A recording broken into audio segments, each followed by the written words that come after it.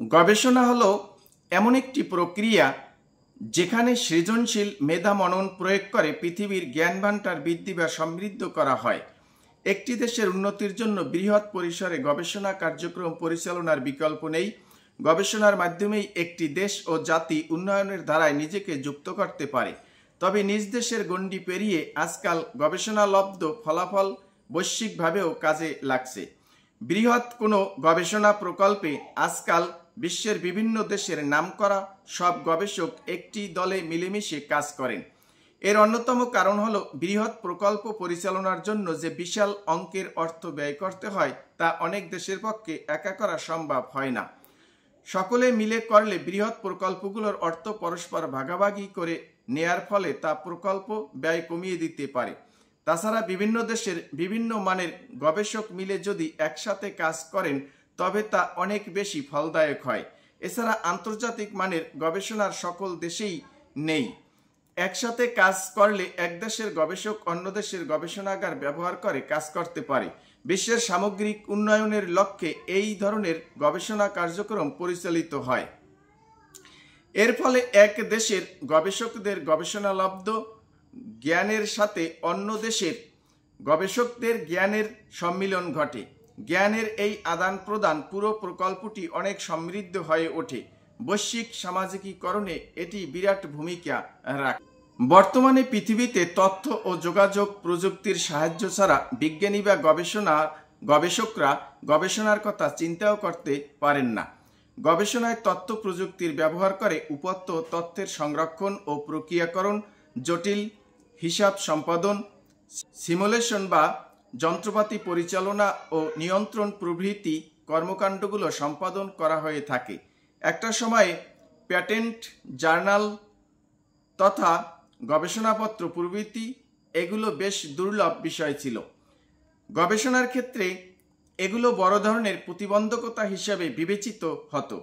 কিন্তু তথ্য ও যোগাযোগ প্রযুক্তির ব্যাপক প্রসারের কারণে এখন প্যাটেন্ট, ডেটাবেস প্রায় উন্মুক্ত এবং জার্নালগুলো সবই ই-জার্নাল হিসাবে প্রকাশিত হয়। ফলে যে কোনো গবেষক সহজেই এই বিশাল তথ্যভাণ্ডার ব্যবহার করতে পারে। তথ্য ও যোগাযোগ প্রযুক্তির কারণে গবেষণা বিষয়টি এখন নতুন মাত্রা পেয়েছে। উন্নত ধনী দেশগুলো যে বিশাল বাজেটের গবেষণাগুলো চালিয়ে থাকে, উন্নয়নশীল বা গরিব দেশগুলো অত বিশাল বাজেট খরচ করে গবেষণা কার্যক্রম চালাতে পারে না।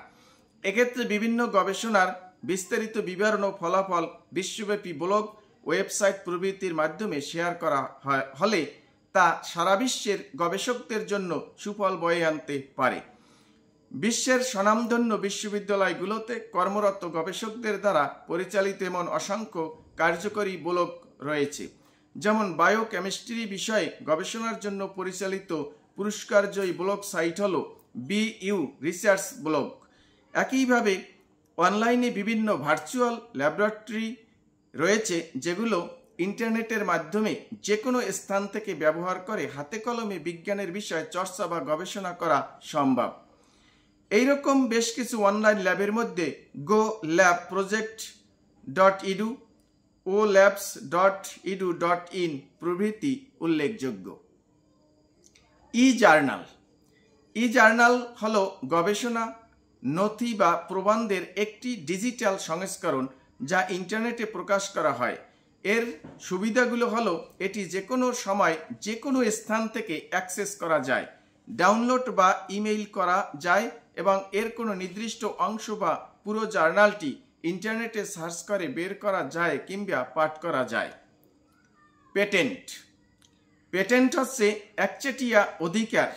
কোনো কিছু উদ্ভাবনের জন্য এটা অনুমোদন করা হয়।